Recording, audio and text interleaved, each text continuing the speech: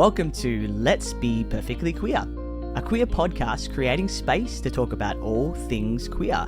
My name is Archie, and I'm joined today by Henry Corrigan. Questions of how you identify, seeking answers to clarify. Whether you're queen or somewhere in between, let's be perfectly queer. Hey everyone, thank you so much for having me on here, Archie. I really appreciate it. Thank you for coming back. And on today's episode, we're diving into queer horror, exploring how fear, identity, and storytelling collide. So again, welcome back, Henry. Thank you so much. I've been looking forward to being here for so long. That's what I love to hear. I'm very excited to talk about this. When you emailed about this conversation, I was like, this is really interesting. I want to know more. Can you give us a quick elevator pitch for your new book, Party of a Lifetime? Absolutely. I literally just got copies of these in a few days ago. I'm waiting for my first official book order of them to come through. So this one is the galley that, officially brought the book together. But yes, Party of a Lifetime is about four queer friends who reunite after high school to try to recreate the prom that could have been, but they end up getting dragged down to a hellish town where the devils may be legion, but the worst monsters might just be themselves. That's a perfect elevator pitch. It does sound very interesting. In this kind of book and your other writing, how much of yourself or your experiences show up in your writing? I love to pick little pieces of my own experience or people that I know and add little bits into characters that I have, but then also build them out. Because my first book, A Man in Pieces, was very, very personal for me. I based a lot of characters on myself or people that I knew. But that's kind of where you start and then you build out, because obviously it's like, I don't know, like in Party of a Lifetime, I don't know what it's like to be a mechanic. I don't know what it's like to play soccer. I don't know what it's like to be that athletic. So I love to put little pieces of things. So I have some friends that I modeled some of the characters after, but I took them in their own special direction. There's little tidbits that I really appreciate, but they are kind of the seasoning that I've used, and then you build the meal out from there. For those who may have missed our last episode with you, did you want to say a little bit about who you are? Yeah, absolutely. So again, I'm Henry Corrigan. I'm a bisexual author and poet. My first book, A Man in Pieces, won the silver medal from Literary Titan. My second book, Somewhere Quiet, Full of Light, made the Bram Stoker Award reading list for long fiction and was named one of the best books of the year by Ginger Nuts of Horror. My poetry's appeared in a couple of anthologies. I've done some nonfiction presentations for the Queer Horror Conference. One I've recorded for the Anne Radcliffe Conference, and I've written articles both for Ginger Nuts of Horror as well as the Horror Writers Association's Mental Health Initiative. Amazing. Thanks for that. And you mentioned in your email that horror, it helps you accept your queer identity. Can you tell us more about that? I've always loved horror when I was a kid. It was something that, I read Stephen King way too young, and I stole it was the first copy of Stephen King's Night Shift was the first book I ever stole from my mother. So she eventually stole it back. But yeah, I've loved horror ever since I was a kid. But when I really started writing, getting into the mechanics of writing, I wasn't able to make horror work at the time. I needed to grow up and learn the mechanics. I actually started in erotica. That's where I originally started, and wrote short stories. I wrote a novella, and I really learned, I cut my teeth in erotica. I learned the mechanics of writing in there, and I experimented with different relationships, different sexualities in erotica from there. My first real book, A Man in Pieces, featured a deeply closeted antagonist, and that helped me at least deal with the fears of coming out and helped me understand a bit more about what is at stake for a lot of people and why a lot of people decide to, or, fear being able to come out because of such ostracizing and such danger that they face. But the more that I've pushed into queer horror, into horror itself, the more it's helped me to be able to accept myself. Like my first book, A Man in Pieces, I was in my 30s. When that came out, I was almost 40 when I officially came out to my family, my friends, everybody, about being bisexual and the like. And writing horror And diving deeper into queer horror specifically has not just helped me to get a better grip on that, but it's also helped me to understand the spectrum of queerness itself. It's like, it's not just my experiences, it's so many others that I have that I'm still learning so much about. Like my last book, Somewhere Quiet, Full of Light, my publisher, David Jack Fletcher from Slasher Horror Press, he basically schooled me on pet names that gay men give to each other. He's like, I get so tired of gay couples in books. It's like, oh, they say babe or love. It's like, gay men don't do that. No, gay men have their own like special names for each other. It's like, okay, that's fine. All right, I can make this work. It's all about broadening my experiences. You mentioned what I thought was really interesting. So you said with your first book, A Man in Pieces, that you wrote it in your 30s, but you didn't come out to your closer to 40 or your 40s. Did you sit with that kind of closetedness within yourself while you were writing it? And how was that for you? I don't think I was conscious of it at the time, because the reason that I wrote A Man in Pieces was because of my nightmares. The main character, Mike, he's a father-to-be, he's got bills to pay, he's feeling underwater, he's got a dead-end job, he's got an abusive boss. It was all of my banal nightmares that were keeping me up, waking me up at 2 o'clock in the morning in a cold sweat. It was what was making me hate so much about the way that my life was going at the time. So writing Mike was a way for me to exercise a lot of the nightmares and demons that I was living with. Writing Tom, my closeted antagonist, when I really hit on why it is that he is, or part of the reason why he is so antagonistic and so brutal, is when I hit upon the idea of his queerness, him being so deeply in the closet. I think that was a necessary byproduct, I guess, of me dealing with my nightmares, and then slowly but surely coming to grips with the fact it's like, hey, I kind of understand where this guy is coming from, or at least I understand how he got here, because I've had those same fears. I've had that same idea of violence, that same idea of if people, I grew up on the playground, or the playground rules when you were growing up, gay men were all supposed to be dirty kid touchers. You had to stay away from them. Bisexual people were nothing but greedy folks who didn't want to share. No such things as lesbians, those kinds of things. So writing Tom helped me start to get to where I am now. And that's great that you had that kind of outlet, because everybody's journey is different and everybody has their own ways of coming to their identity and accepting that as well. So I'm not sure if anybody else can relate, but maybe there's someone out there listening who might be thinking the same thing, or I can resonate with Henry, and that's really cool. And that's what I really like about this podcast, about finding different people and their journeys, it's really great, and learning new things. And do you think that queer people experience horror differently than a straight audience?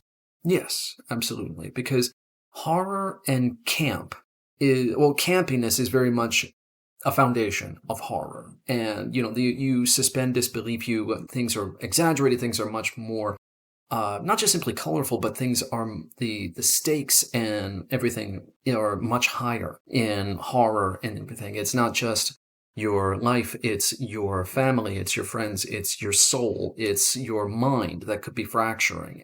You often end up fighting things that you are deathly afraid of, and most of them are yourself or your friends and family, I read an Instagram post that said that comforting lies are not just a simply comforting thing, they're like a password. They're like the magic key to a acceptance. If you are accepted into the broader culture, or in broader, if you are accepted into a kind of tribe, the comforting lies that you tell are the ways that you stay in there. So especially for queer people understand that. You say, it's like, yeah, you tell gay jokes, you tell jokes about women, all these things to be able to cover the fact that you are actually a gay man who's terrified of not just simply being found out, but of being ostracized, and of being potentially having, your life threatened because of your queerness. So yes, queer people experience horror on a visceral level that straight people, I don't think straight people would fully understand it, because not only do queer people are in a very odd position when it comes to horror, because the queer people understand about being afraid for your life. They understand about not being about having to keep things secret, about not having to, letting your identity out. But they also then have to deal with the fact that they are portrayed as the villain in horror far too often. Like I said, the playground thing of the dirty kid toucher, the gay man of the dirty kid toucher. Freddy Krueger falls into, that's something you can come to. Very weird aside, but professional wrestling is a very campy form of entertainment. One of the earliest villains or heels in professional wrestling was Gorgeous George. He was a guy, he would come to the ring with these very long, flowing, bright pink robes and everything like that. He would spray perfume all over himself. The fans ate it up and they hated him. And it's like that. Fast forward, I don't know how many decades, you get Goldust, another professional wrestler who was very much camp, very much portrayed as gay. And he was, again, portrayed very much as the villain. So yeah, horror and the campiness of it puts queer people in a kind of untenable position. They have to not only deal with the fact that they're afraid for their lives and their livelihood, but they also have to then find a way to deal with maybe, even fake laugh at the villain of their stereotypical queerness. Yeah, so definitely you've touched on the next question. So historically, queer characters in horrors, they just weren't portrayed well at all? No, absolutely. It runs a very strange and kind of sad gamut, because you have characters that go all the way back to centuries ago. I actually have one of the earliest depictions of queerness and horror and the supposed price that is paid for being queer. You have Carmilla, the earliest incarnation of the lesbian vampire. I have not actually read this yet. I literally just took it out from the library a few days ago.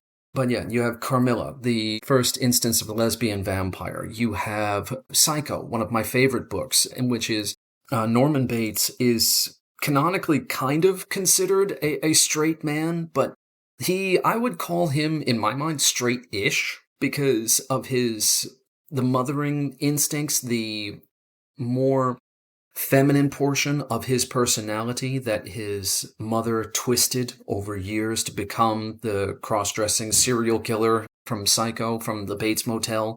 Hannibal Lecter is a canonically very queer man, or at least he has been in a number of stories and books that he's done, or that he's in.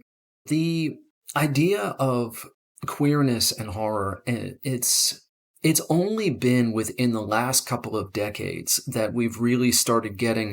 We've always had people pushing to say, it's like, hey, being queer is not a bad thing. Going to the 80s, the 90s, 70s, being queer is not a bad thing. It should never be demonized. But it's only been in the last, I would say, 25 years, since like the turn of the millennium, that we've really had a groundswell of people pushing to say, hey, this isn't just a niche thing. This isn't just like a hot take or an unpopular opinion. This is the truth. And now, more than ever, it's more important to say that none of this should be demonized. And if I'm going to go one step further and say that one of the biggest reasons that we are living through such dark, authoritarian, homophobic times is because of the groundswell of support, the growth of the LGBTQ community. It's a direct last gasp attempt to silence an entire community. And as hard as they are trying and as dark as they are trying, it will fail. Yeah. And I've seen so many stats saying that, even though they've got this really loud minority, the majority of people around the world actually support LGBTQ plus rights. Yeah. So it's quite interesting going back to the villain trope as well. It's like society was saying back then when a lot of horrors were written that having these effeminate features for a man or hyper masculine for a woman are abnormal, and because they're abnormal, they're villains. And so it's kind of, back then just saying stick to the status quo because we don't want you pushing the line. Yeah. And then when you write in a way in a horror that pushes the status quo, then you have queer readers who start to see themselves rather than seeing themselves as the villain or evil and questioning why they resonate with the villain in a story. Yeah, yeah. And also the funny thing about this is there's always been people who want to rewrite the narrative or change how things are portrayed. But the more that you dig into history, the more that you come to understand that the queer community hasn't just simply always been around, but there's been multiple times, multiple instances around the world when it was widely accepted. You go back into ancient history, you go back to ancient Egypt, you go back to the 1800s. There were a number of trans men, trans women who lived their whole lives as the people that they wanted to be, even though society tried to keep them away from each other. You go into, the 80s, the idea of roommates, from the 80s and 90s, it's like, oh, this is my roommate. Yes. Yeah, Bert and Ernie on Sesame Street. They were just roommates, right?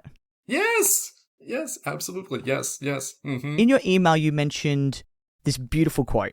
Horror is the hand you hold before walking through a dark room. Can you unpack that for us? Whenever I'm at a book signing or I'm doing a book signing, it's always funny to me the way that the audience or the people who come through the signing break down, because you have the people who come over to the table, they come talk to me about everything, and then you have the people when the second I say horror, it's just like, no, I'm out, no. And I've said this before, and I will say this to my dying day, horror is not for everyone, but it's here for everyone in case you need it, because science fiction handles the future, where we're headed, where we came from, and where we're going. Fantasy is the idea of the different kinds of lives that we might have. It's a way for us to be able to work into our fantasies about, if worlds have been different, what might come of it, the different creatures that we might be, the different people that we might be. Horror is the genre that helps you deal with not only your fears of the world itself, but the fears about yourself. The things that you don't want to admit to other people because you're afraid of being ostracized. Like I said, that password, that key into the tribe itself, the comforting lies that we tell to be able to just stay in the tent. Horror is the hand that you hold when you want to move out of that tent, when you finally realize that none of this is healthy, that none of this is helping me, that there is something else out there, even though I'm terrified to go out and find it. Horror is that friend who will reach out and hold your hand and say, look, yes, things are scary. There are monsters out there. There are demons. There's madness. There's terror. But I can help you get through that safely. I can give you a gap between I can put a gap between what you're legitimately afraid of and the danger that you would actually face. So that's the kind of friend that horror is. It is not always comforting. It can be bleak as hell. Lord knows, I've written a number of bleak stories, but it's the best way for us to be able to understand ourselves, and it's the best friend that you can have when you want to walk into the darkness and see what you find. And I heard a quote recently, or information recently, saying that true friend will actually tell you how it is. They'll get to the nitty gritty. They'll make you feel uncomfortable so that you improve and you get better. And if anybody's just letting you have your bad habits and go along, they're actually not a true friend. If they're just there saying, "Yep, you're all good, nothing's wrong." So it's quite interesting when you spoke it out like that. It did sound like a friend, like a best friend who calls you out on your crap, basically. But how can engaging with horror actually support mental health? Because a lot of fears are wrapped up in mental health, and a lot of the things you're afraid of end up shaping you over the course of not just your day, but your life.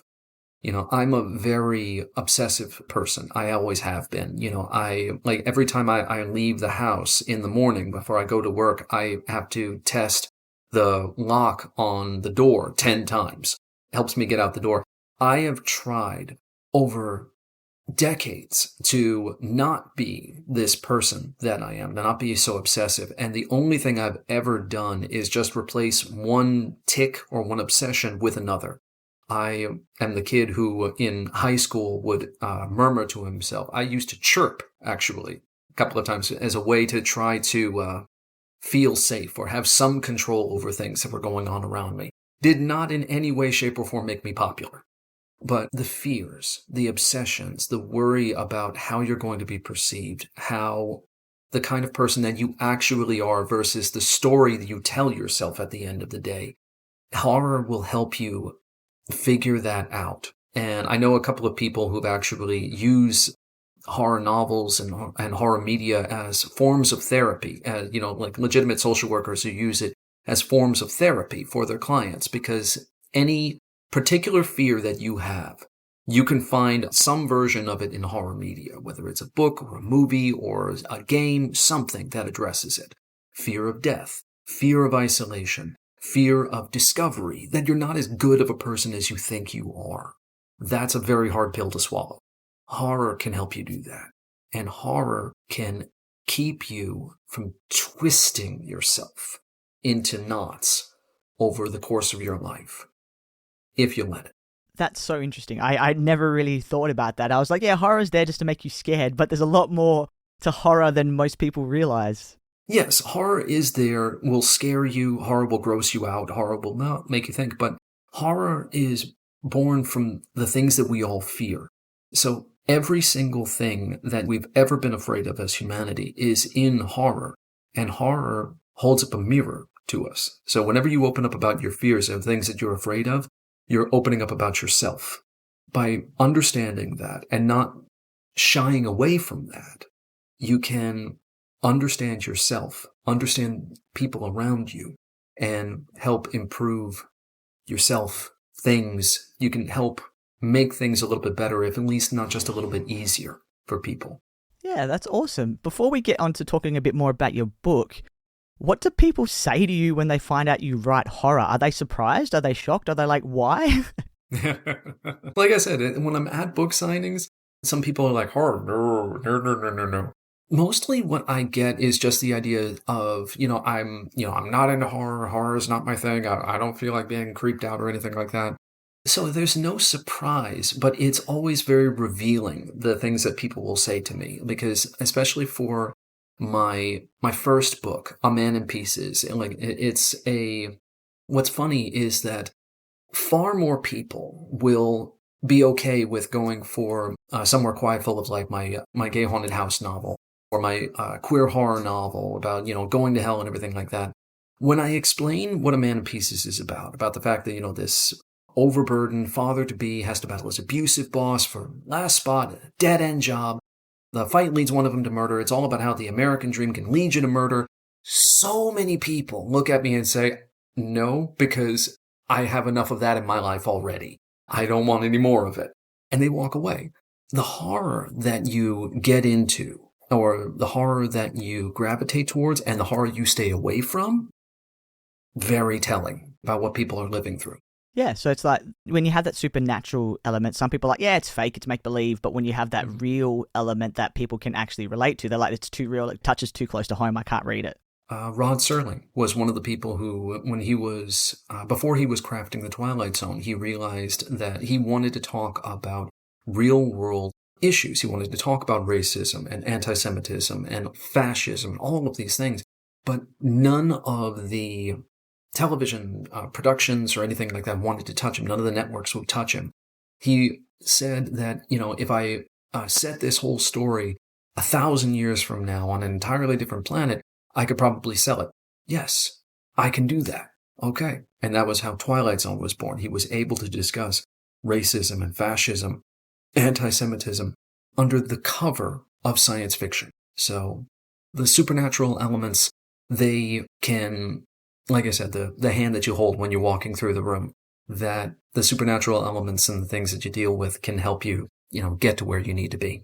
Yeah, that makes sense. And, even though it's the same themes, you set them 1,000 years from now, people are like, oh yeah, I don't have to deal with my crap right now. It's in the future, so it's not happening right now. But your book, The Party of a Lifetime, it's just called Party of a Lifetime? Is that correct? Mm-hmm. Party of a Lifetime, yeah. Let's chat a bit more about that. The idea of reclaiming a prom experience, that is very powerful, and I'm sure that so many queer listeners are in some way or another wanting to reclaim their experience. Why was that so important for you to explore in this book? Because I told friends of mine that the idea of rites of passage is a very funny concept to me, because rites of passage are things that matter to previous generation, not so much to us or the generation that's living through it right now. Like my niece, went to her communion, her first communion. My family, we grew up Catholic and everything, and my niece went to her first communion and went up in the church, her whole class and everything like that, went up to take communion and everything like that, turned around, had the most miserable look on her face the entire time, because she hated every single instance of it. She hated getting dressed up. She hated having everyone stare at her. She hated having to be front and center of everything. It was awful for her.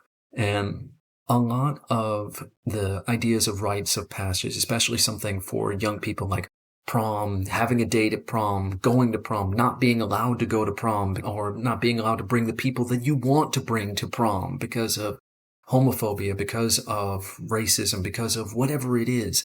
There's so much that they are dealing with that it makes these rites of passage feel like they are far more important than they actually are.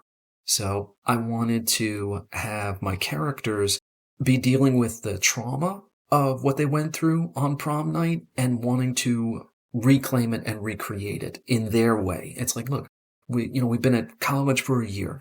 Can we please get back together? I miss you guys. Let's go do the thing that we were supposed to do, the thing we wanted to do, the thing that really actually mattered to us out of this whole thing. Let's go to the beach. Let's spend the day when nightfall, get some drinks. Let's just chill and enjoy being ourselves. And that's where the idea of the start of the tragedy and trauma starts coming through for the story. And for queer listeners, and just talking about reclaiming, it could even be like a metaphor, even though you didn't write it this way, but a metaphor about reclaiming slurs, So queer used to be a slur, and we still sometimes get emails and direct messages about why we shouldn't be using queer, but we're bringing back that power. So you're taking back that power that prom once held over you. So it's almost like that metaphor of like words and how people used to treat queer people and LGBTQIA plus people and taking that power back almost. I know that's not how it's written, but that, as you were saying, that's kind of like how I could kind of relate to what you were talking about. Absolutely, yes. And it's also how take it a step further is also the idea of trying to reclaim it and having so many people not allow you to do it. People who just, no matter what, don't want to be that inclusive, don't want to include you, don't want to accept who you are. And it's not about, as it happens in the book, what's the quote? No one in power has ever given it up voluntarily. People have had to take it back one way or the other. And that's very much what is going on in Party of a Lifetime, is the people, the friends that they are, the lives that they want, they have to try and take it back themselves. And without any spoilers, what kind of horror are we dealing with? Is it psychological, supernatural, existential dread? Any of those categories? It is very much supernatural with a very heavy element of body horror in there. So I wanted to take 4 classic, not tropes, but I guess character archetypes of horror and do my own spin on them. Like I have my own spin on a werewolf in there. I have my own spin on the Stepford Wives. I have my own spin on the Blob and the Skinless Man from Hellraiser. I wanted to, in the elevator pitch, as I said, the idea is that the town might be full of devils, but the worst monsters might just be themselves. And as the idea of trying to reclaim the people that you want to be means that there's someone out there who's trying to take who you are away from you. So I wanted to do a physical version of that. Not just simply losing an agency of who you are, but losing your physical control over yourself and what that's actually like and how close to insane that will drive you if you're not made of some very, very tough metal or have some very, very good friends around you. The worst monsters could be yourself. When you do grow up queer, you are your own worst enemy. You're attacking yourself. And so that's quite an interesting take on how you've put that into the book. But what makes this series or this book distinctively queer rather than just having queer characters? What makes it distinctively queer? The campiness of it, I think. I love I grew up on things like Nightmare on Elm Street, and Freddy was always my favorite when I was growing up, just because any guy who can crack a joke or make you laugh as he's doing these horrendous things, that's always been something very special for me. Jason, Michael Myers, even what's his name, the Terrifier, the clown, I forget his name. They tend to be very silent characters, these creatures that just kind of plod after you. They're like the existential dread, they're just coming after you, nothing that you can really do to outpace them.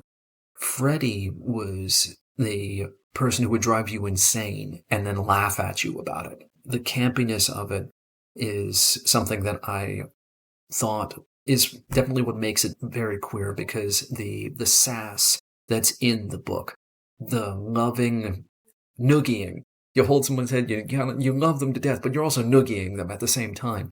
To me, that's a queer relationship. It's friends that are not just simply accepting of who you are, but you're accepting of each other. And that's what helps all of you to be able to get through it. And Nightmare Before Elm Street, I think I was like 6 or 7, and my auntie showed it to me. I couldn't sleep for a week. Thank you very much. She got into a lot of trouble with my mum. I'm sure. I've watched a few of them because she loved them, but every time I couldn't sleep, and Mum's like, "You didn't watch that movie, did you?" I'm like, "No, what are you talking about? I'm not feeling great." We've got a little bit of time left, so I've just got 2 more questions. So you've been working with Eastern Shores Writers Association, queering the narrative and the importance of understanding queer literary history. Did you want to touch a bit on that? Absolutely, yes. One of the reasons that I have Carmilla is I wanted to really dig into queer history itself, and not only dig into the history, but the different cultures that are tied into it. So I have Giovanni's room, which is James Baldwin. He's one of the deepest thinkers of the civil rights movement. He was one of the deepest and thinkers of the queer movement as well. I wanted to dig into the different ways that queer literature and the way that queerness has been buried, hinted, and at times actually shined in the terms of history itself. Like James Baldwin, he ended up having to leave the country because of his politics and things that he was saying. He had to travel the world. There are a lot of things that he was afraid of for, a number of years as a black queer man. Oscar Wilde, I'm reading the very last book that Oscar Wilde wrote. It was published after he died, De Profundis. It was a 50,000 word letter to the lover who betrayed him and got him sent to prison for 2 years. So I'll be touching on that in the presentation about the Oscar Wilde's queerness, what it is that he sacrificed for it, what it is that it cost him. I'm going to talk about James Baldwin and everything. I'm going to talk about Emily Dickinson and the deeply queer poetry that she wrote. I know the show recently, Dickinson, I believe, delved more into the love that she had for her sister-in-law. While I was digging into this, I found a kind of like that old diamond in the rough idea. You find that one diamond that actually is shining amidst things that have just stayed buried for so many years. There was a queer female poet from, I believe, 17th century China, Wu Zhao, and her poetry is not translated, not all of her poetry is translated into English, but the portions that are deeply queer, deeply moving, and absolutely unapologetic for it. And I want to tie in history all of that together, weave in the dangers, weave in the intimations, weave in the diamonds that shone through, and lead it up to now, here, today. The books that are being published, the books that are being banned, the books that are refused to not be seen, like Me and Maddie, a children's book about mother working with a non-binary child and helping them to grow and become the person that they want to be. It's understanding queer history and where we've come from. Everything that's been cost is something that's I've always wanted to dig into, and it's something that I'm hoping to spread as much as I can. Yeah, that's amazing. I've also heard people say that Little Women could also be queer if you take the time and and you look more at the author's point of view and her lifestyle and how it might have been a secret way of her saying that she was queer in one of the characters, but not actually coming out and saying it. To finish this episode, if you could survive one horror scenario, just one, what would it be, and which one are you absolutely dying in? The one that I would survive, I think I'd like to be the final girl from Texas Chainsaw Massacre, because I feel like on a very odd level, I understand Leatherface. And I think there would be, if not an understanding between us, then at least enough of a surprise between us that I would be able to like get away and be the one screaming covered in blood in the back of the truck. The one that I would absolutely not survive is from The Descent. For those who don't know the movie, is a series of women go spelunking, cave diving, as a way to try to, as a team building exercise, basically, and they encounter subterranean horrors down there. I would not just simply die because of the subterranean horrors and everything. I would lose my mind in the dark and I would get stuck. I would absolutely be Chester Copperpot, the bones that people found decades later of when, what happened to him? That's where he is. What's funny about that is I'm just remembering a family memory. We went down south. So down south there's like Margaret River and there's caves. And the night before we went to the caves, my sister watched Descent. Terrible idea, because one of the caves you go all the way down and then the tour guide turns off the light. Yeah. Mm-hmm. And it just shows you how dark it is when there is literally no light. You can't even see your hands. You can't see it like anything, and it's creepy. It's so bad. But then then there's bits where I have to squeeze through things, and then she's like, I don't want to be the last one. I don't want to be the first one. And then we just kept leaving her at the end because she was moving too slow because she was scared. It's just, yeah. So I was like, as you were saying that, I was remembering that family memory. But thank you so much for your time. Thank you. This has been a very interesting conversation. I've been looking forward to this for a while. So thank you so much for making the time. Very, very soon. So June 8th, this will be out everywhere for all of our listeners to check out and hopefully get into. It's so interesting to see how queer, horror, mental health, it all connects, because if you put those three together, people aren't going to always think about that. I hope that everybody enjoyed this episode, and if you did, don't forget to rate, review, and subscribe. I'll also put links into the show notes where you can check out the book and also check out Henry's other work. But until next time, I hope that we have been perfectly queer.